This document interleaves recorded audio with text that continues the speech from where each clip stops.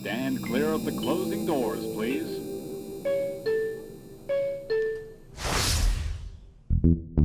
Welcome aboard, everyone. Welcome to our next episode of Democracy Exchange with the Depot, the one-stop station where we engage in conversations to foster understanding. I'm your host, Samantha Conrad. Today, we have a special guest, Dr. Miller.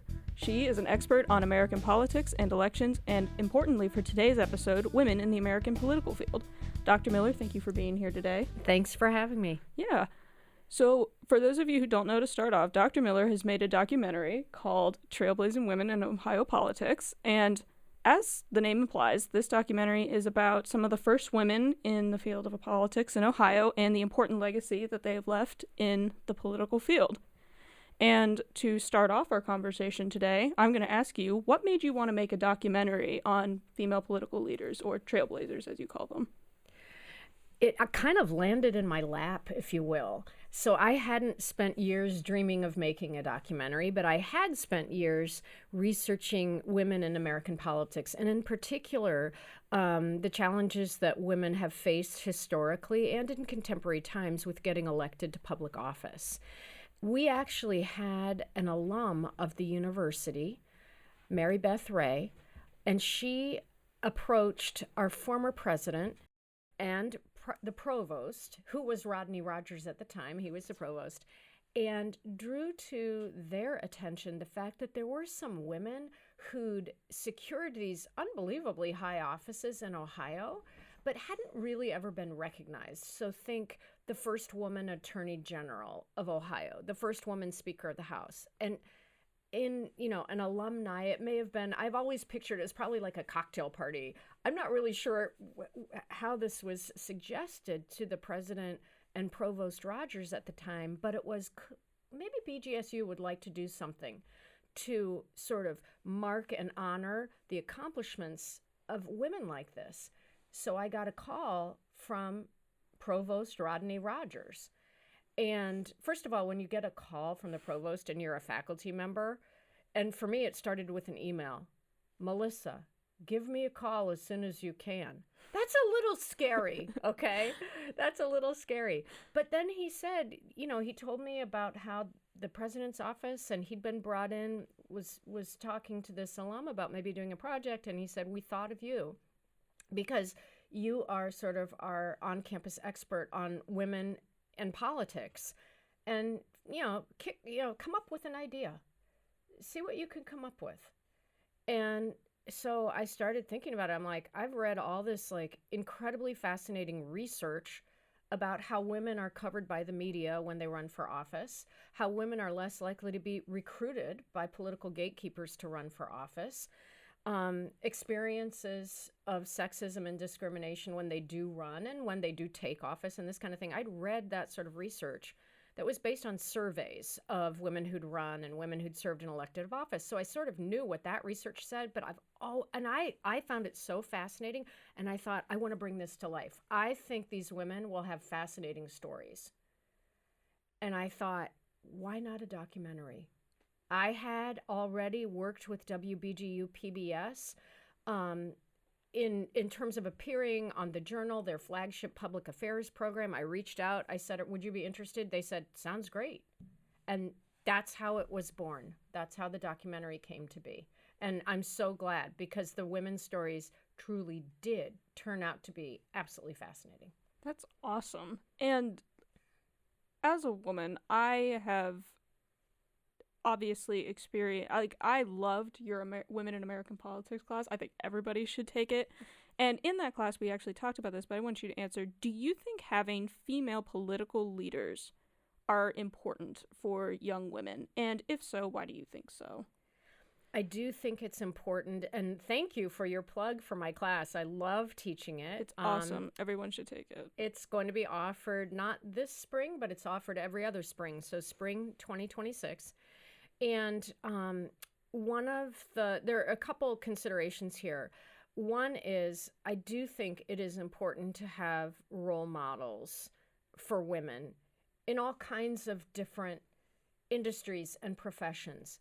And the thing is that politics, when we think of, for instance, the STEM sciences, how important it is. There have been so many studies done on how important it is to have women as role models in the sciences, as women who can mentor, as women who can be that symbol for young girls who are, going to career day at their middle school and trying to think what career might I want to do, and so that women could maybe picture themselves as an astronaut, or these professions that little girls when I grew up never dreamed of that as a possibility. Politics is really no different. Women are underrepresented at all levels of government. And when we think women are just over 50% of the population, but only about a quarter of members of Congress, which, by the way, is a huge advance. It's been very slow and incremental. But my goodness, it was women like those that I interviewed on camera for Trailblazing Women in Ohio Politics that started running for office in the 60s and the 70s and the 80s. They're the trailblazers who, back when there were just a handful of women in the U.S. House of Representatives, started to run and started to climb the ranks. So I think it's important for the legitimacy of institutions, and that's another piece of it, that those institutions do reflect, basically, is perfect, demographic reflection of Congress, of exactly the demographic composition of the U.S. even possible. That's hard to represent every single, right? We're a very diverse society and everything. But in terms of the representation of women, getting closer to that 50-50 is an important goal, and maybe someday it will be parity. I think that's a great point. And we're going to talk a little bit about why there might be less women in the political space, as there probably should be, considering we're talking population here. And one of the reasons for that, I'm curious, do you think, compared to men, how are female political leaders treated by the media, and how might that have an impact on their ability to hold office positions? So I'll start by saying how women have been traditionally treated in the media. So thinking about BGSU alum Betty Montgomery, who became the first woman Attorney General of Ohio, or Joanne Davidson, who became the first woman Speaker of the House, or Ryan McClin, the first woman mayor of Dayton and the first African-American woman in the Ohio Senate. In the 70s, in the 80s, into the 90s, and even some research in the early 2000s, showed that women got considerably less media coverage than their male counterpart. So if they were running for Congress, that woman running for Congress got less attention of any kind from the media than the man who was also running for that same seat. Then the coverage that women did get during the 70s, during the 80s, as I said, into the 90s, and even some of that data from the early 2000s said, when women were lucky enough to get coverage, it wasn't the same substantively as the kind of coverage that men got.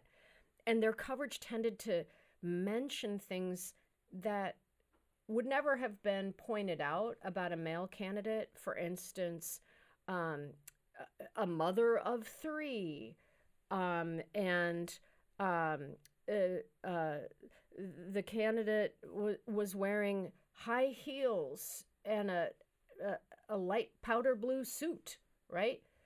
When coverage of a male candidate would never have said a father of three wearing a dark blue suit with a green tie, right? So the kinds of coverage women was getting wasn't much compared to what men was getting. And then it was about things that weren't about policy, weren't about the candidate's platform and so forth.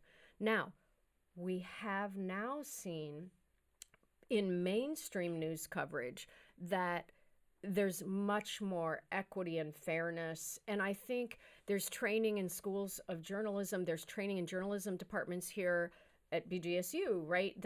That journalists are now trained to not, to be careful about what they say about the physical appearance of any candidate, right? Because of this kind of work that's been done. And so we see less of it now.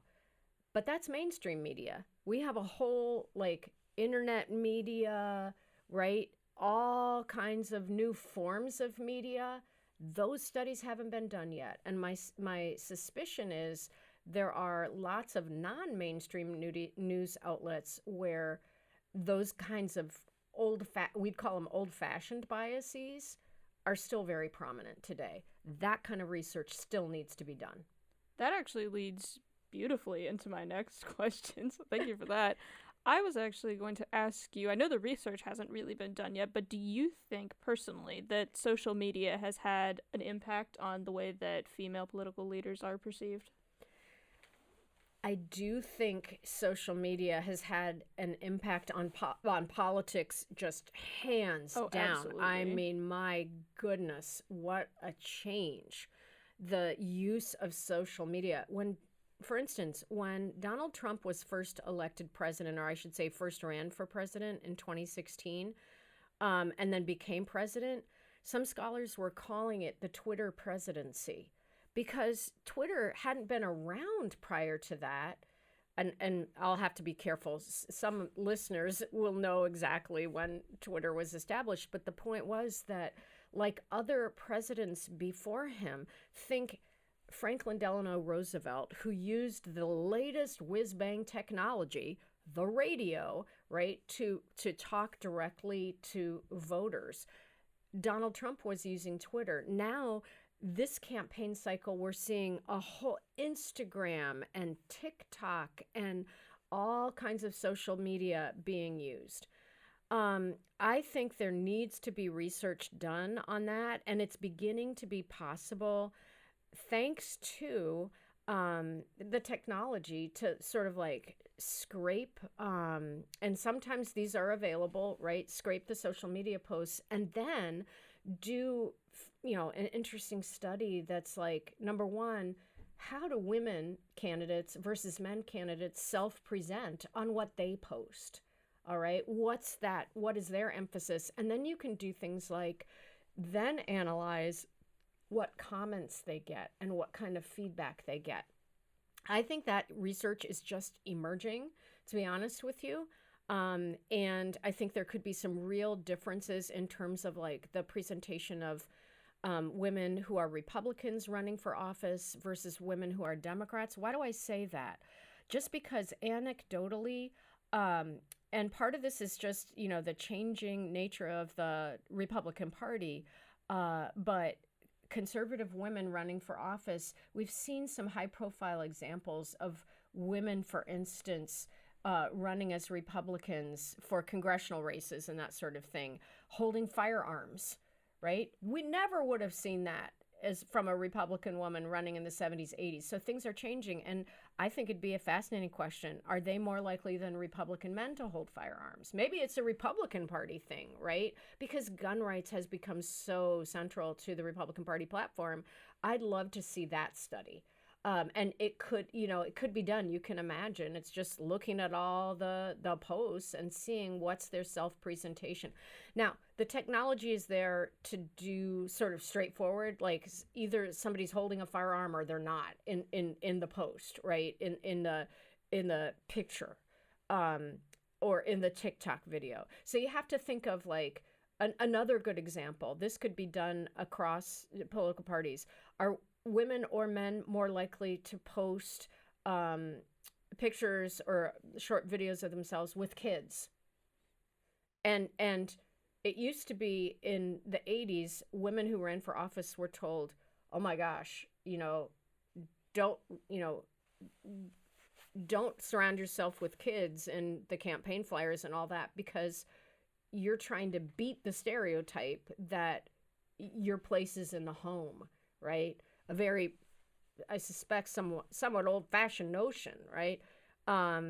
That would be another way you could look at how have things changed. And so I think social media allows us to see both sort of self-presentation and reaction from voters. And that makes it different than, say, looking at nightly news broadcasts and how candidates are featured, or newspaper articles and how candidates are talked about. Now you get to see, how do the candidates themselves present and how are they reacted to by voters? And it's just a wonderful opportunity for some really cool research. I think that is going to be, because I agree with you. I think that social media has made a huge impact on elections, and I think that research will be fascinating to see the results of, because it's become huge. Like, it's become standard at this point. And going back to actually Twitter and Donald Trump's 2016 campaign, how do you think, both by the social media and media, how do you think that the way that Hillary Clinton was treated by social media, just the media, news, what have you, how do you think that impacted the results of the 2016 presidential election? So I haven't conducted the social media piece, so I can't, you know what I'm saying? I think that research, and honestly, that's the kind of research where it's just all about getting access to the tweets or getting access to all of those Facebook posts. Or I'm trying to think in 2016, right? Yeah. TikTok wasn't on the radar. No, probably right? not. Yeah. So you'd have to do that. I think one thing that I really noticed was, if we look at how Hillary Clinton was treated by the media in 2016 versus how she was treated by the media in 2008, which I know may seem like ancient history to some listeners. However, she ran in the Democratic primary against Barack Obama and lost that primary. Of course, he got the nomination, was elected president, and then reelected in 2012. Well, when she ran in 2008, and I did a study with a former colleague, Dr. Jeff Peake of the Political Science Department, who's now the chair of the Political Science Department at Clemson. He and I, together with a huge team of students, we looked at mainstream media in terms of newspaper coverage of all the candidates who ran for president on both sides of the aisle in 2008 in the primaries. And we ended up doing, I think, what was a fascinating study of Clinton's coverage versus Barack Obama's. And she didn't suffer in terms of the amount of coverage, but hers was far more negative. Far more negative. And it had some of those aspects to it, like the mention that she was, that she was the wife of Bill Clinton and former First Lady. That was mentioned a ton. And additionally, that if she were to be elected, it would be historic. If she got the nomination, it would be historic. Okay. One little observation about that is, scholars have suggested that when the media covers, oh, this would be a breakthrough if this woman was elected, say, president, or got the nomination or whatever, that may be factually correct. And we know it would be, right? There's never been a woman president. We've never elected a woman president. And so it would be historic. But when journalists point that out to readers, to viewers, maybe even subconsciously, it's like, oh yeah, maybe America's not ready. Or just triggering people to picture what a president looks like. And the only model we have for what a president looks like is a male model, right? So many challenges there. What we found in 2016, the coverage was, and this is more not my own research, but what I've seen for mainstream media coverage, is that there weren't those kinds of inequalities, except that in those last days when the FBI Director Comey finally came out and gave the press conference about her emails and all of that, that in those last days, that became the narrative heading into Election Day. So again, I think that still could systematically be covered and researched. So, by the way, could Kamala Harris's coverage during this most recent election. And the kind of work we do in political science is that not just the anecdotal. We go beyond that. Student projects in our classes can go beyond that and find ways to look, maybe not on a massive scale for a seminar paper, but on a small scale. There's just fascinating research to be done. What I'll tell you is things have improved in the mainstream media for women. And there's research to demonstrate that. Does it mean there are no challenges? There are still challenges, particularly in the social media world, in the internet media world. But the days when a woman's pantsuit becomes part of the story, I think those are behind us. And I think that's a good thing. Americans just want to evaluate the candidates, right? And that's what voters say. I just want to evaluate the candidates and their policies. And so I've been pleased to see that the media coverage of women has improved in the time that I've been studying it. Now, why do you think, again, on the topic of female political leaders in national elections, why do you think that in the United States, women political leaders have been less successful getting elected to national office as opposed to like state or local office? It's totally true. And first of all, let me just flesh out, Sam, exactly what you've talked about is that if you look at what percentage of women hold local office, it's a bigger percentage in the local village, town council, city council kind of thing. Then you go up to the state legislature, the percentage of women shrinks. Then you go up to the congressional level, the percentage of women shrinks. Then you go up to the president, and there's never been a woman president. So that kind of pyramid shape is what we've seen manifest throughout the country for decades, that there are fewer women at the top and women tend to be elected at the local level. There's so many factors that go into it, so I'll just touch on a couple. One is women do tend to run more frequently for local level office, and there are a lot of reasons for that. So part of it is that women, despite advances in this area, so now thinking sort of like sociologically about it, women continue to be more likely to be responsible for household duties, care of the home, care of the children. And again, there's been some move toward equalization in individual households on that. But even with the trends, like I have a slide that I love to show. Occasionally I'm asked to give presentations about these kinds of topics, right, publicly. And one of them is this awesome slide that shows the percentage of men who say that they are responsible for some household chores each week. And if you look at it, and it's from like the 1960s and it goes through the 2000s, and that line just goes up, right?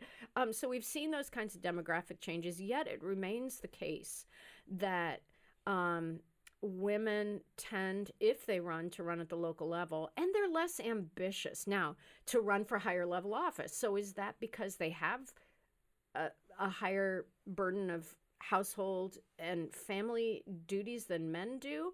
Or is it a socialization kind of thing where it starts at a very young age? And is there something subconsciously going on in classrooms, around family dinner tables and so forth, where little boys are more encouraged to, you could be president someday, right? Is that something that little girls hear?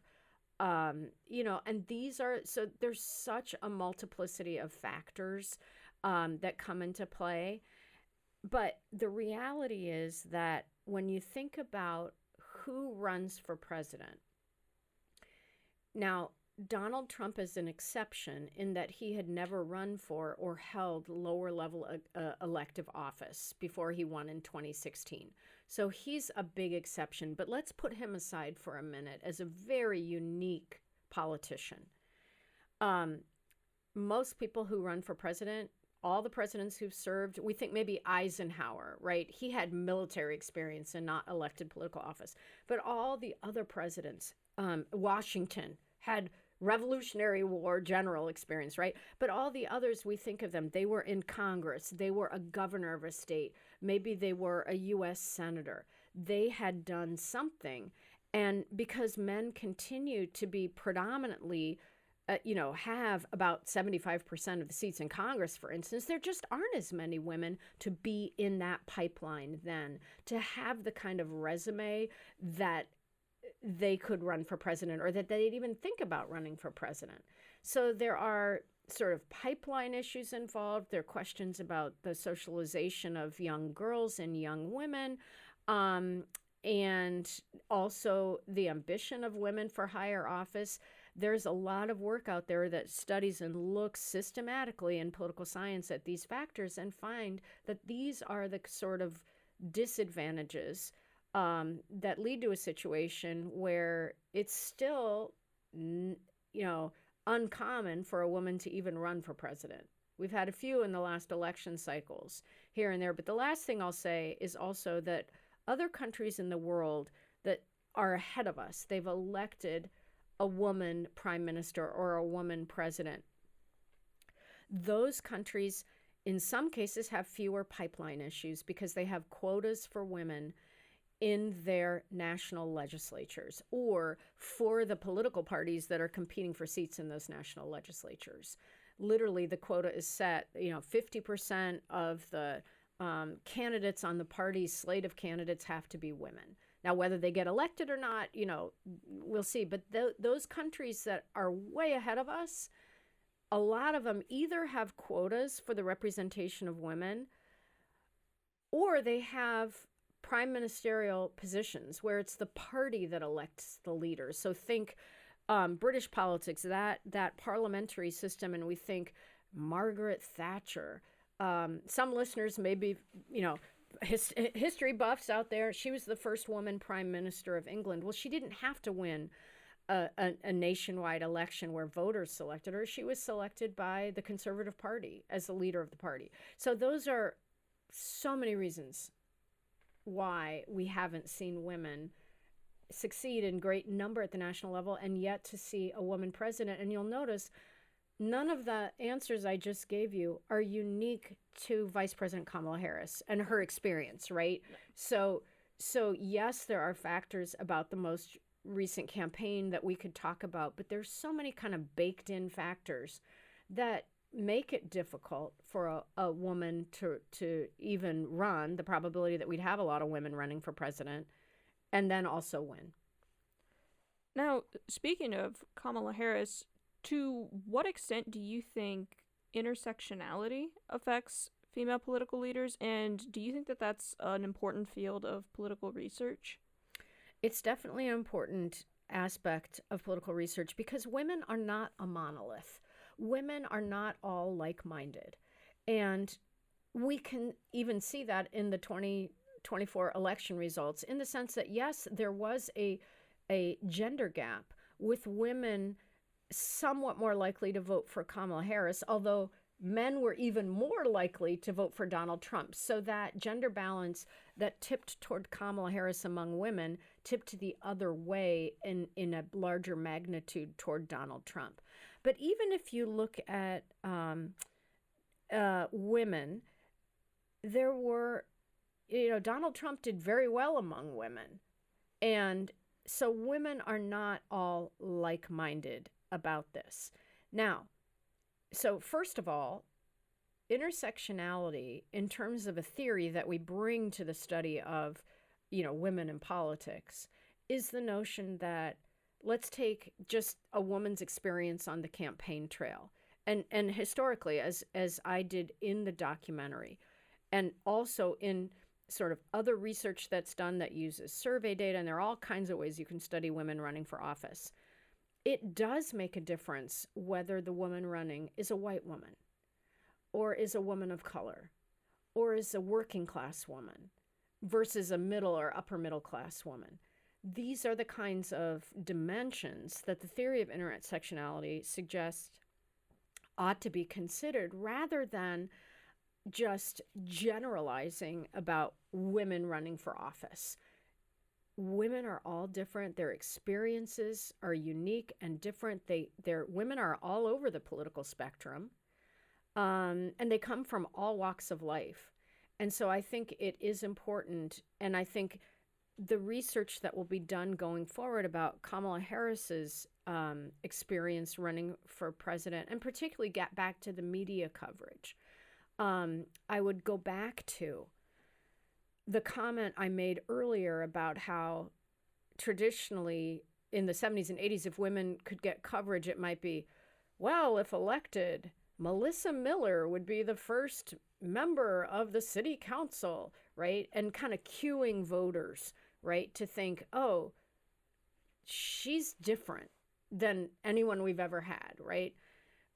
Scholars might call this othering a candidate, right? And so I would be interested in looking at mainstream and social media mention of the fact that Kamala Harris's, had she been elected president, would have been historic on a couple different levels, right? First woman, she would have been first woman elected president, first African-American woman as president, first Asian American, right? Like, so all those dimensions, did that get mentioned so much that it othered her in a way? I think that's worthy of study.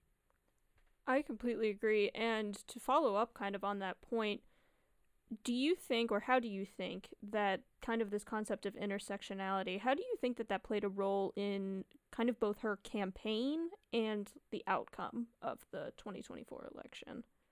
One thing that struck me about Kamala Harris's campaign is that she really didn't talk about her gender, her race, her ethnicity. And we can think of a couple of high-profile examples of that where she just kind of said, you know, not relevant, move forward. So there was an interview, I think it was a sit-down interview that she did, I believe it was with CNN. And it was after she was named, and some weeks went by, and she was getting a lot of pressure to sit down and do a major network interview, a major TV interview, so Americans could get to know her. And Donald Trump had made a claim on the campaign trail in an interview that he did that said, well, I didn't know she was black, and kind of questioned her race. And I won't go into that. It's available. There was more to it than that. But of course that came up in the CNN interview. And that really was inviting Kamala Harris to respond and say something about her race and ethnicity. And she said, and if I'm remembering correctly, she said, same old tired playbook, next question. That literally, and I might not have the quote exactly right, but was kind of like, not relevant. Yeah. Let's move on. So she really downplayed it. That was very different, by the way, than Hillary Clinton when she ran and became the Democratic nominee in 2016. She really emphasized her gender. She emphasized the historic nature of the campaign. She wore the white pantsuit in tribute to the suffragettes when she gave her acceptance of the nomination speech at the Democratic National Convention. There was so much visual imagery at that convention and so much talk about what a breakthrough it would be for women. Hillary Clinton, by the way, was that a great idea? Like, which is the better path? Who knows, right? Difficult to tell. For Hillary Clinton, she really, in 2008, did kind of a Kamala Harris thing. I'm not going to talk about my gender. My gender's not relevant. She would also kind of shut down those questions and just run like anyone else running for president. And she lost the nomination to Barack Obama. 4 years later, she runs. She really emphasizes the historic nature of her bid for president. She becomes the Democratic nominee, and then she wins the popular vote. Now, 8 years later, Kamala Harris, really wants to not really talk about those things. Now, there were some some, it wasn't a total, like, the night before the election, she was at Howard University, where she's an alum, historically black college. She's an alum of that university. So there were some things that she did, but not really playing up race and gender at all. And she didn't win. But of course, there are so many factors that went into that loss, right? So I think in the weeks and months and days to come, scholars will be, and the public too, trying to unpack to what extent did this factor, make a difference, and to what extent did the other. I will say briefly just that political science research for decades has well documented that people tend to vote based on their pocketbook, meaning they tend to vote based on how they are feeling financially and economically. And so, setting aside Kamala Harris as the Democratic nominee for a minute, setting aside her race and her gender, no matter who the Democratic nominee was, whether it was Joe Biden himself, whether it was Kamala Harris, or had things played out differently, maybe it could have been a Josh Shapiro, the governor of Pennsylvania, or Gavin Newsom, the governor of California.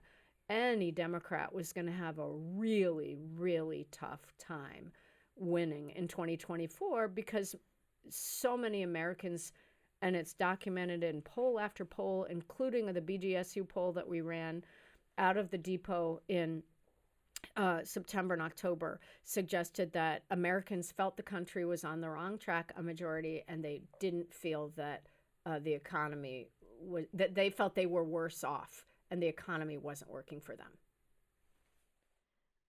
And this actually plays, I'm sure, a huge part into my next question, is why do you think that Kamala Harris lost the 2024 election? Which you did kind of just answer, but I'm sure there's more to it than that. There's definitely more to it than that, but I would say that is a huge piece, was that going into this election, the Biden administration was not seen as a success in terms of the economy, despite the fact that, they had some statistics to suggest that on certain economic indicators, the economy was better than it had been 4 years ago.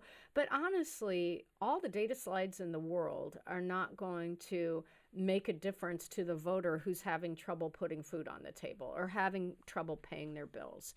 So I think that was a big factor. I also think that this was a one-of-a-kind election in that we had a former president running who served 4 years ago. So you had a former president running against the current vice president. So which was the incumbent? Well, I think we know the answer. I do think that voters treated Kamala Harris as the incumbent. She's the vice president in the Biden administration. But it was odd in that way. And then another way it was odd was that she only had, I believe it was about 107 days to run a campaign. And in some ways, that was kind of refreshing. Refreshing in the sense that there are other countries that have much shorter campaign seasons, and given the extent of all the advertising and the direct mail and people, just scanning their phone, oh my gosh, everything's about politics and my feed is full of ads for candidates. People get kind of tired of it. So it's short, and some voters that was good at folks were ready when this election finally came. But at the same time, it's hard enough to win a presidential election when you've started running 2 years prior.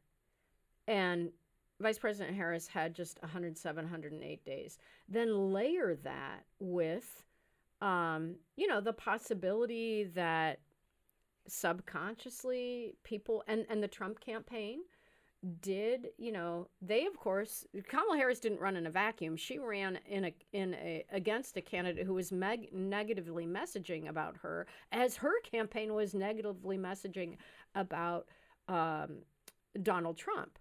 So all of these factors together. Do I think, for instance, should she have picked Josh Shapiro instead of Tim Walz as her presidential nominee? I think given the size of the loss, I really don't think that vice presidential choice was going to make, it really, with the size of the victory, it wasn't as close. It wasn't that close in the end. I think it's no doubt a combination of all of these kinds of factors with the state of the economy and feelings about the current presidency and President Biden were the big one. Yeah, I agree. I think she also had the disadvantage of being attached to Biden as well, which, in my opinion, obviously hindsight's always 2020, kind of doomed her from the start. That's right, because she was running as the vice president of an unpopular president. Yes. And so, if you look at the popularity of incumbent presidents at, September 1 in a presidential election year, where that popularity of the incumbent president stands is a huge predictive factor in who's going to win in November. Is it going to be the presidential candidate of the incumbent's party? Well, then it generally is, if that current incumbent is enjoying widespread popularity. Certainly well over 50%. That would be a totally different electoral context. And we've got lots of data over many presidential election cycles to demonstrate how important the popularity of the president is, because presidential elections are generally a referendum on the incumbent, whether that incumbent is running or not. How do people feel about that incumbent? And in 2024, voters weren't feeling the love, right, for the Biden administration. And so that made for an enormous uphill battle for Kamala Harris in a very short time frame. I agree. For our final question today, to round it out, I'm going to ask you the somewhat loaded question of, why do you think that we haven't had a woman president yet? I think structurally we don't have and will never have some of the features of countries that are far out ahead of us. I looked recently, and I think it was either 2022 or 2023, the World Bank puts out a report, and I believe it's every year or every 2 years. And I looked at the most recent report, and the U.S. is 63rd in terms of countries in the world, in terms of women's political empowerment. And how do they measure that? By how many elected offices women hold in the country. The U.S. is 63rd. And it goes back to what we were talking about earlier in our discussion about, there are these countries that actually have quotas, and the United States will never have such quotas. It will not happen, because it would have to take either the parties voluntarily instituting quotas, which even that doesn't really work the way our parties work. They don't have that kind of control over who even runs, right? If Sam, you decided to run as a candidate of the Libertarian Party or the Green Party or the Democratic Party or the Republican Party, you would just run. They wouldn't have any say over whether they wanted you to run or not, right? So the parties are not going to do it voluntarily. The Constitution is not going to change, and suddenly that would be, it's just a non-starter. It will never happen to change our Constitution. The bar is so high to amend the Constitution to do something like that. And the other big factor that other countries have that we don't is a parliamentary system. Our founders set up a non-parliamentary system. So we don't elect the president out of Congress. The president isn't. If we were in a prime ministerial system, then our national legislature, those representatives that we send to the national legislature, they'd pick the president. We don't do it that way, and it would take a constitutional change to ever have that happen in the United States. It's just not going to happen. Does it mean we'll never have a woman president? I don't think so. We've now twice had major parties, meaning the Democratic or Republican parties, have nominated a woman. Twice those women have lost, but in 2016, a woman, Hillary Clinton, won the popular vote. Kamala Harris tried to do it in 107 days. which no matter had it been, a Josh Shapiro or a Gavin Newsom, I think the outcome would have been the same. Well, Maybe the numbers a little bit different, but I fully expect the outcome would have been the same. I would be very interested to see what a woman candidate running against someone who is not Donald Trump would look like, because we've only had that so far, and he's just such an exception in every sense of the word that I would be interested to see what that would look like.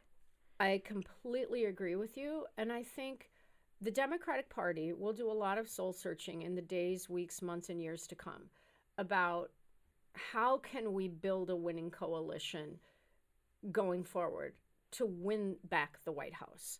And one of the things that concerns me is that the Democrats have nominated in the past 3 elections 2 women and 1 man, Joe Biden.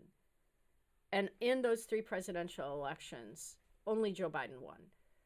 Is it about, that was a huge mistake to have a woman at the top of the ticket?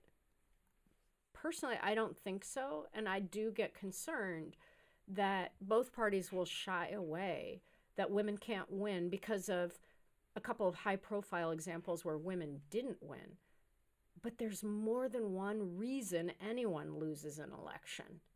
And again, I point to the winning of the popular vote by Hillary Clinton in 2016. That winning of the popular vote by a woman in 2016 does not suggest to me that, oh boy, Americans they can't elect a woman president. They don't see it. They're not ready for it. I don't think that's the case. I don't think that's the case, even after the results of the 2024 election. And what I'd like to personally see is both parties continue to promote women and recruit women to run at lower levels of office, to encourage them to run for higher levels of office at the state legislature and state level, then for federal office, and have more women run like Nikki Haley and Carly Fiorina on the Republican side, like Kamala Harris and Elizabeth Warren and Hillary Clinton have run on the Democratic side. So it just becomes normal.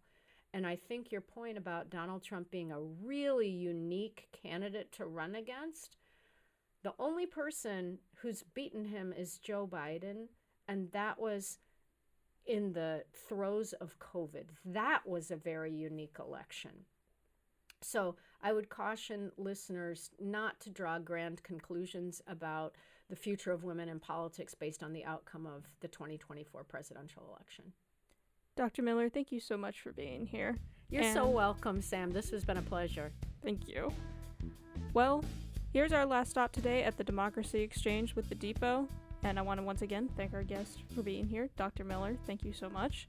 And thanks to the Depot social media and podcast team, Margaret Kolonsky, Samantha Perry, and Maria Letieri. And special thanks to Falcon Radio and Professor Alexander, our founder. I've been your host and researcher, Sam Conrad. Join us next time at Democracy Exchange with the Depot. To find the video version of this podcast, you can find us on our YouTube page at BGSU Depot and for the rest of our socials. Bye for now.